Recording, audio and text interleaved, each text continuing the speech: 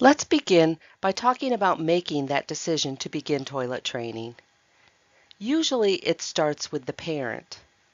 Parents have many reasons for wanting to get the toilet training process started. There may be pressures from adult peers. Perhaps their friends' children were toilet trained earlier and they feel the need to keep up.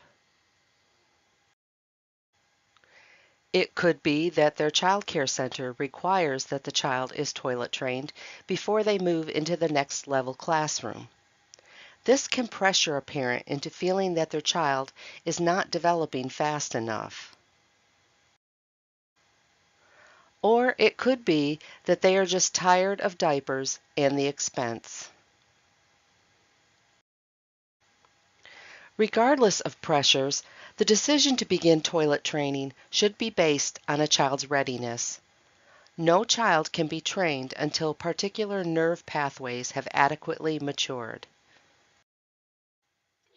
Control over the bladder and bowels will not begin until around 18 months to 2 years of age.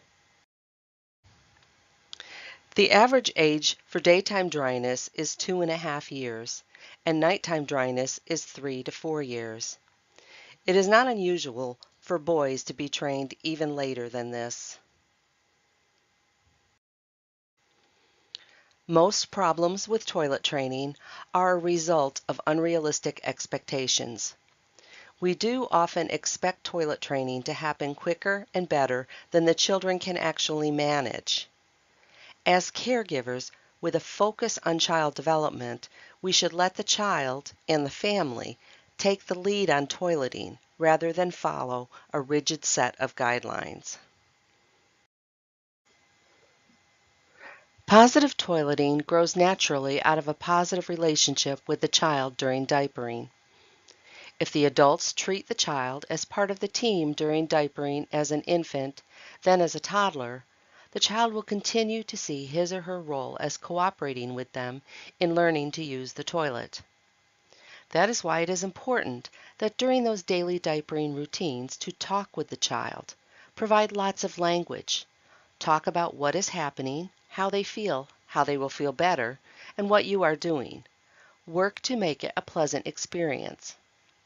Allow the child to participate and to do as much as possible for themselves. Perhaps they can hold the dry diaper while waiting, or they can wipe their own hands with a baby wipe. Be sure to change the child when they are wet or soiled.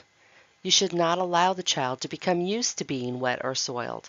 This allows them to know a definitive difference between the wet and dry feeling. I'd like to stop here for a moment and then have you watch the following video that shows a sampling of important language interactions that should occur during diapering routines in order to make it a pleasant experience.